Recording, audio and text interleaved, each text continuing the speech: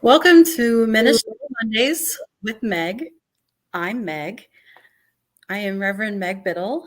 I am the National Coordinator of Ministry Life and the American Baptist Profile System, and I am currently serving at the American Baptist Home Mission Societies. And this is Ministry Mondays, where I welcome clergy to come and have conversation about what ministry is really like today. Today, I am joined by my friend and colleague, Reverend Justin Thornburgh. Justin, thank you so much for being here with me today. Yeah, you bet. You bet. So, would you like to tell everybody? Justin is a multi-vocational pastor, clergy. Would you like to tell everybody a little bit about your ministries that you're currently serving in? Sure. I currently serve as the pastor of Emerson Avenue Baptist Church here in Indianapolis. It's a small urban congregation, very economically and socially, culturally diverse. Our building is our main ministry. With that, we use the space, and 4 other congregations worship in our building, 2 of which are immigrant congregations. And so I've been there for a little over 9 years now. And so we've been active in the East Side community for 100 years. And we hit 100 years in 2021. So I also serve as a chaplain, very part-time chaplain at an orthopedic hospital. I meet folks pre-op before they go in, spend some time with them before they go back. I am a theater educator. I teach theater to pre-K and kindergarten kids, which is my love. That's It must be fun. Oh, I love it. I love it. It's can be a strain on the patients sometimes, but it's wonderful. My undergrad work was in theater, and so I was doing professional theater before I got the call to ministry. And so it's nice to go back to sort of my roots with that. And then my other vocation is that of a death doula or death companion. And I have a company called Thresholds End of Life Accompaniment and Planning. And so we are I am the company. You are the company. I am okay. the company. Yes. Work with folks as they start thinking about end of life care, and walk with them on that journey. So has the pandemic, I mean, we've been in this for over 2 years and are hopefully slowly emerging into this endemic stage. Is the pandemic really what led to the need for multi-vocations, or is that? No, like many small churches, mine, I went from full-time to part-time about 1.5 years before the pandemic hit. And then the multi-vocational was, out of necessity. Not necessarily really affected by the pandemic for me, because I was sort of in this stage before the pandemic hit. But yeah, I mean, like when my call first went part-time, I had gotten another part-time job, but it was a grant-funded job, and so it ended after 9 months. And then so since then I sort of was piecemealing things together to sort of match try and that make up. it through. Yeah. So how long have you been doing the death doula? Because that is very interesting. Like, How long you've been doing it? What is a death doula? Right. Well, how long I've been doing it is a tough question, because it's something that I've been doing before it had a name. Uh, I've, you know, part of my story with how I got to that, to being a death doula is, back 23 years ago when my dad died, it was quick, but not quick. He had a long-term illness, but then when he had an incident, 24 hours later, he was gone. And so that 24-hour period is sort of set with me, where we spent the moments he was lucid trying to get uh,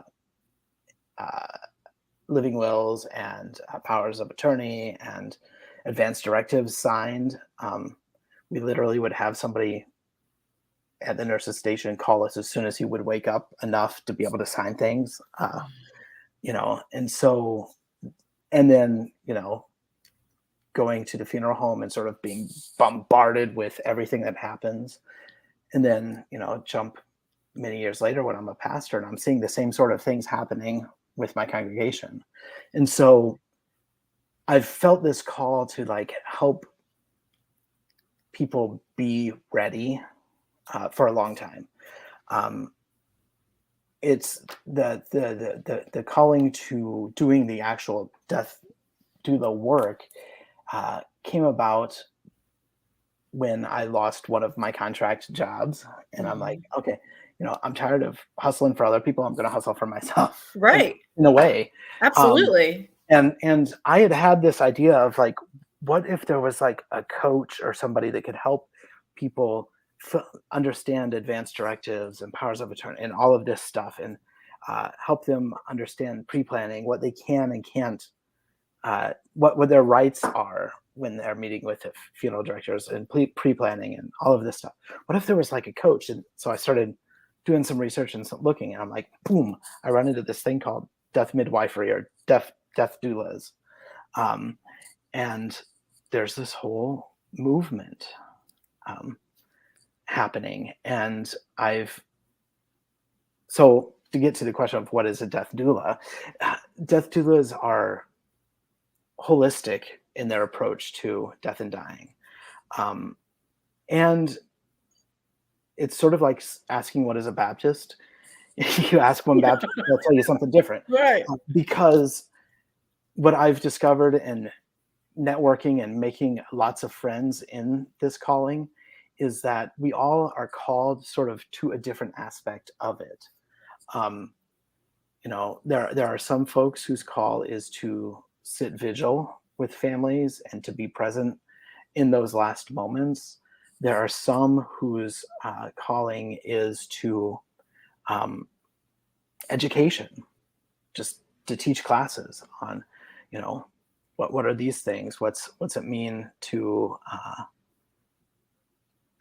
one of my friends teaches how to talk about death and dying to kids.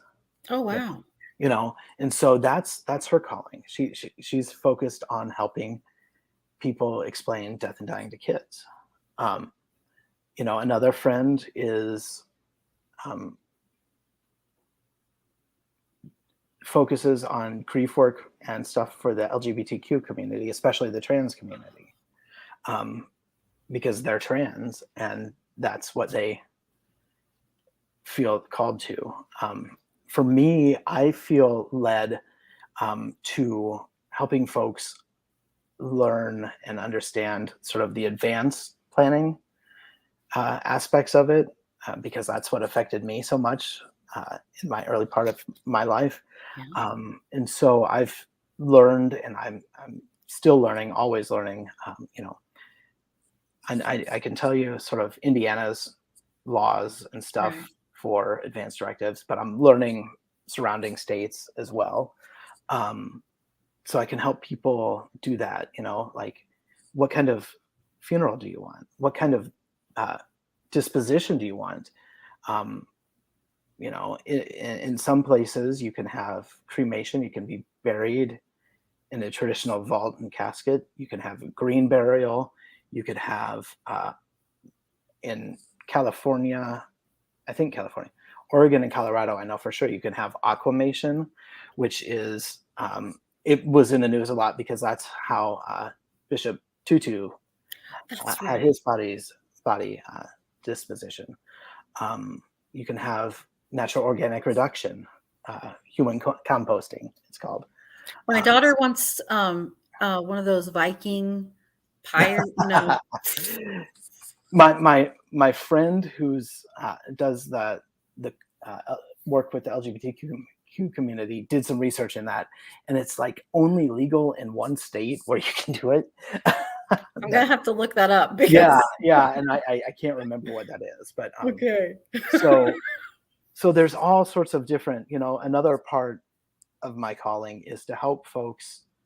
I want to empower loved ones to be able to sit vigil, because you don't have to. The other thing is, with this holistic approach, we've sanitized death and dying so much and medicalized it. You don't have to die in a hospital. You can die at home, and you can die at home surrounded by your loved ones, with your dog on your bed. You can do that. That's not against the law. There's nothing that says you have to die in a hospital. Right. And so, to help folks understand that, to to work with them on, well, what do you want your last days and weeks and moments to be like, and to have those conversations and to hold space for it, to work with the person that's dying and or the family and loved ones, to create a ritual to do, like when the person dies. you know one of the books I've read, one of the early practitioners talked about, one of his early clients loved going to Hawaii and was a surfer. And one of the things that surfers would do when someone died is they'd all get on their boards in the water and throw flowers into the middle of this circle.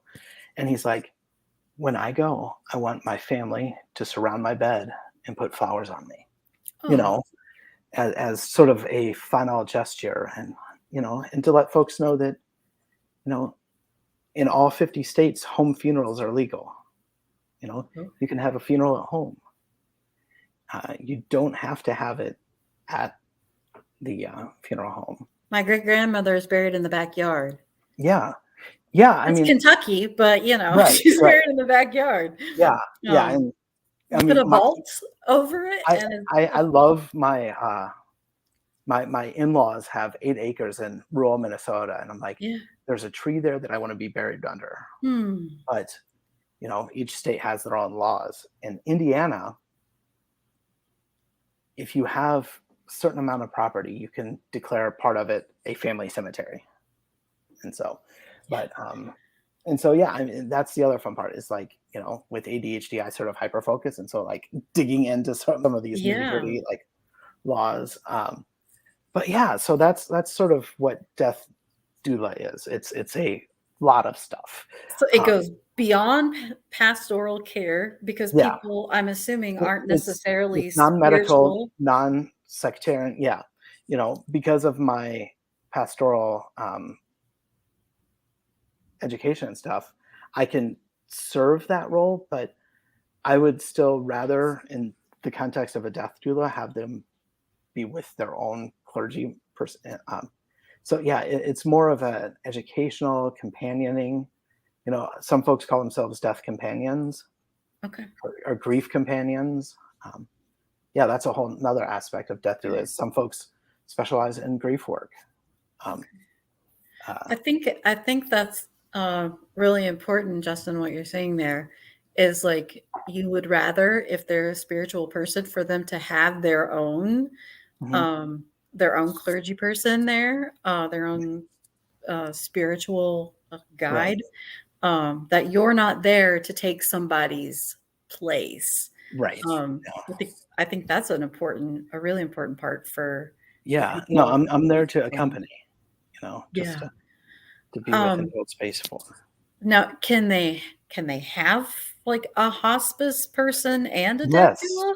Yes, yes. In Okay. fact, there are some hospices that even have death doulas on staff, um, Okay. because death doulas aren't medical. Right. So, for any of the medical needs, that's what hospice care is for. Um, and so, yeah, the hospice does that. We do more of the holistic. Um, I mean, you can say spiritual preparation and Sure. and stuff, but it's the and more of uh, the nitty, as the hospice focuses on the um, medical and Okay. chaplains through the hospice, or um, you know social workers through the hospice. We're Right. not social workers. We don't carry Right. that. So So if a person or if a family wanted you to do a service, do a mhm, something for that person, if they didn't have their mhm. own person, would a death doula go ahead and facilitate that? Or I think it would be up is to the there a death doula. line?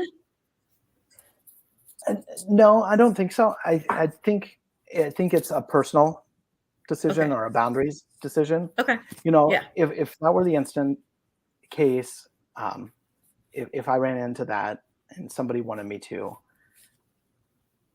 I would probably do it. Um, but I don't know. I haven't run into that. Um, Okay. but That one just kind of popped in my yeah, head. So, one I of, have one of ADD my too. So, one of my mentors was asked in that class, and they said, somebody asked, do you go to the funerals if of folks? And they're like, if I'm invited, you know.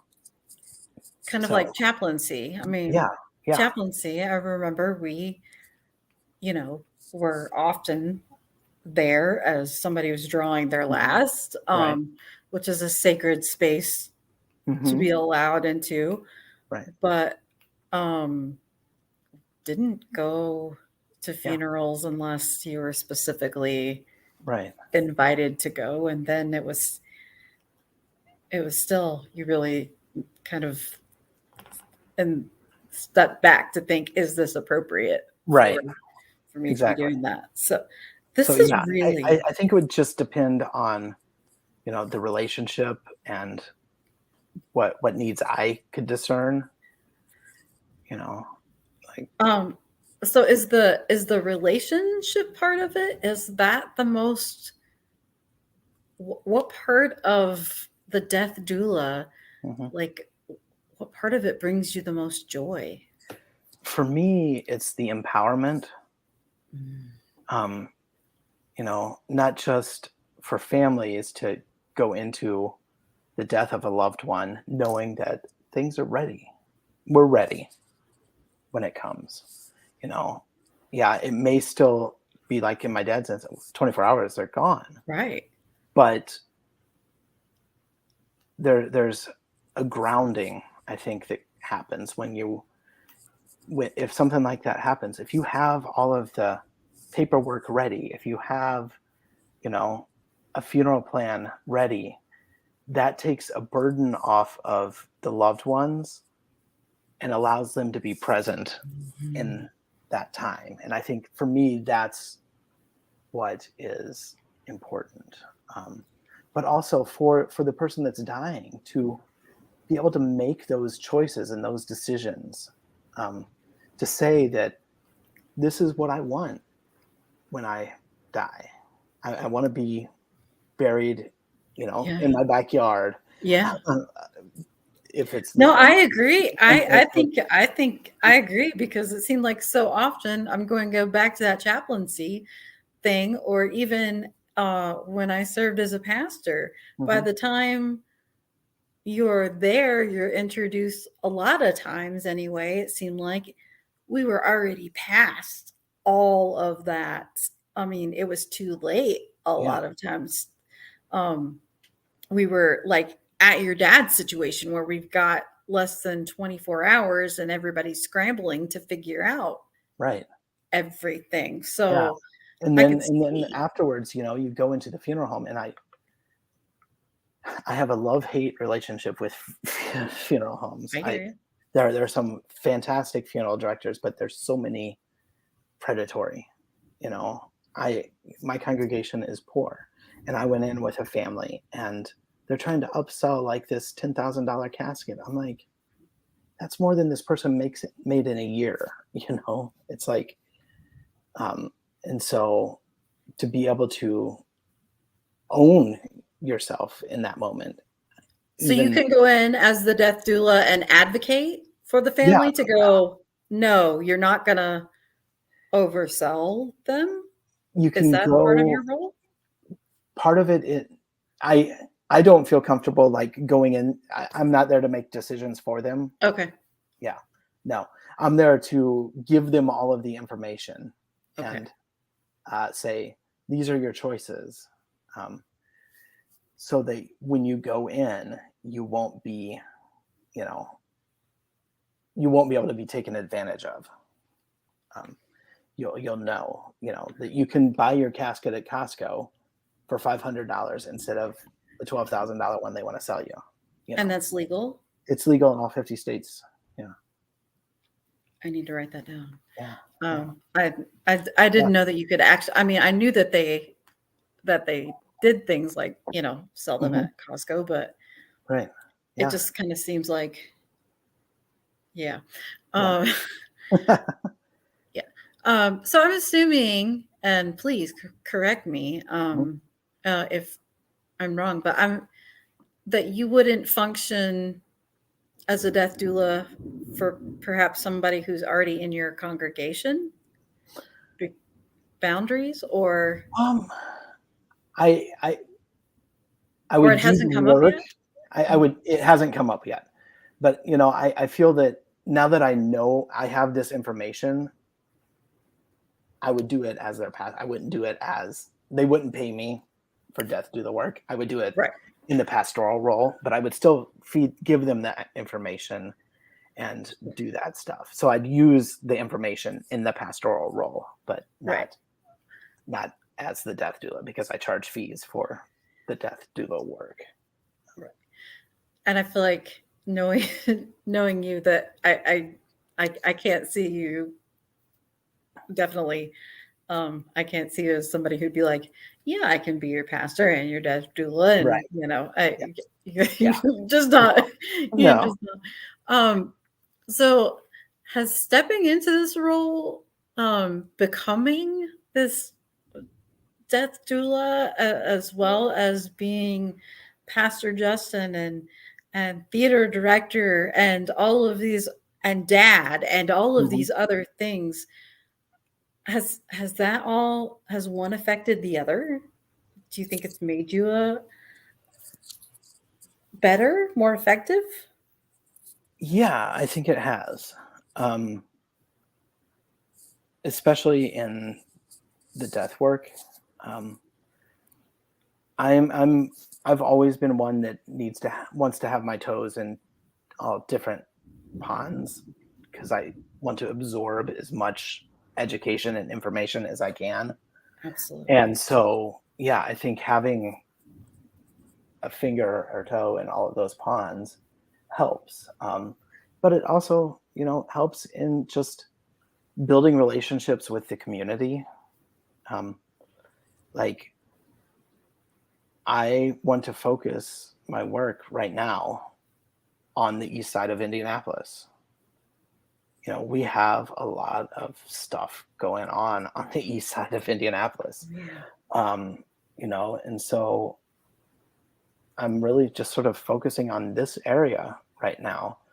Um, and by building these relationships, I'm able to, I there's a class I'm working on putting together that comes out of a conversation with actually Molly Grisham. Do you know? Oh, I Yeah, do. she and I talked, I don't know, several months ago. But it came out of a conversation with that, and then subsequent conversations afterwards. I'm like, okay, this is God saying, this is a class that needs, and it's a class for people our age, Oh, Gen X and millennials, whose parents are older and whose parents refuse to talk about it. So how do we talk to our parents about death and dying? Sort of the flip of my friend's class of talking to kids about death and dying, but how do we talk to our parents about death and dying? And how important it is, again, here I am with my pre-planning stuff, one of the greatest gifts you can give your children or your grandchildren or whomever is going to be in charge of all of this is to be ready. I had another conversation with a friend whose family owns a business and has since the 30s. And my friend's grandparents opened it, and now it's his parents' generation that runs it, who are all in their 70s, 80s, and refuse to talk about like a succession plan or anything like that. And he's like, I want the business. I don't want it to go to my crazy guys. Right. I want this all. Yeah. I want it. And so, but because of the age or whatever, laws say it would go to everybody equally.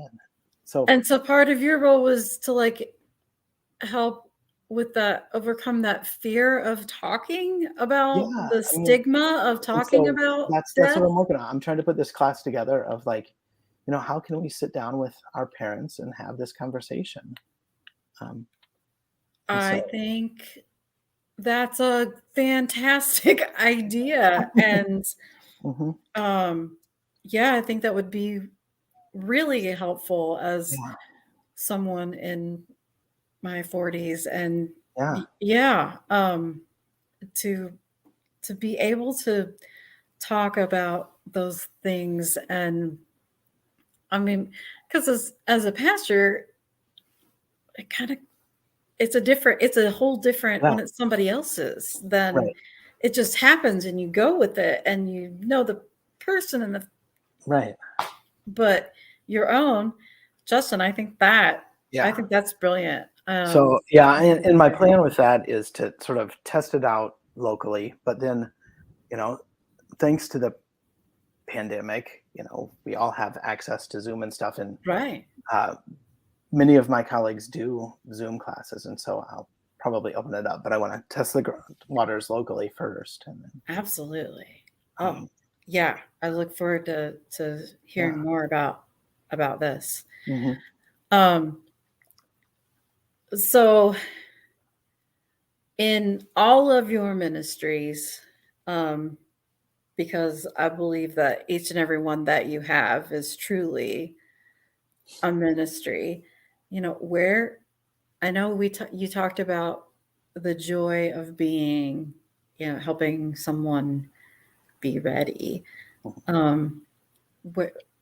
Where are other places that you find joy when you're just running from one thing to the next, kind of thing? I find it with my kids. With your kids? Yeah. I mean, we hang out a lot and just play and have a good time, and they ground me. They really do. Good. I mean, I love their imaginations and their creativity, and just the freedom.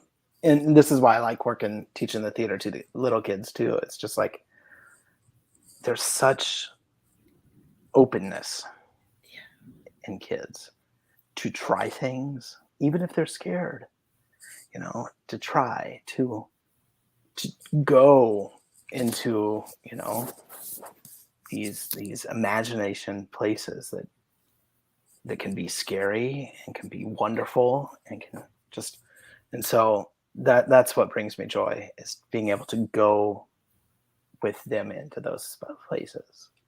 If we could only hold on to all of that as adults and never ever lose it. I know. So as we kind of wrap up our conversation, which Mhm. I hope this is the first of many, because uh, I think we'll be hearing more from you and how this ministry grows. If people want to support you Mhm. in this ministry, how can they do that? You can go to www.wecrossthethreshold.com, or you can or you can PayPal me at Celtic Wander. Um, the funds that would go to the PayPal account would go to help support this death work through education, marketing, just everything that goes into running a small business. Um, and so, yeah, that's how you can support. Do that. Okay. And again, If you want to learn more about the work I do, you can go to the website, which is the we cross the wecrossthethreshold.com. Yeah. okay. And again, your church is Emerson Avenue Yes, Baptist Baptist in in Indianapolis. Indianapolis. Justin, I am so grateful that you joined me Yeah, today thanks for for this. inviting me. Yeah, absolutely. And like I said, I do hope that this is the first of many. Yeah. Um, and for everybody out there watching, you can catch us Mondays at 11 a.m. Eastern Standard Time. And we are on Facebook on the American Baptist Home Mission Society's page. We're on YouTube at the American Baptist Home Mission Society page and at ministrylife.org. Thanks for watching.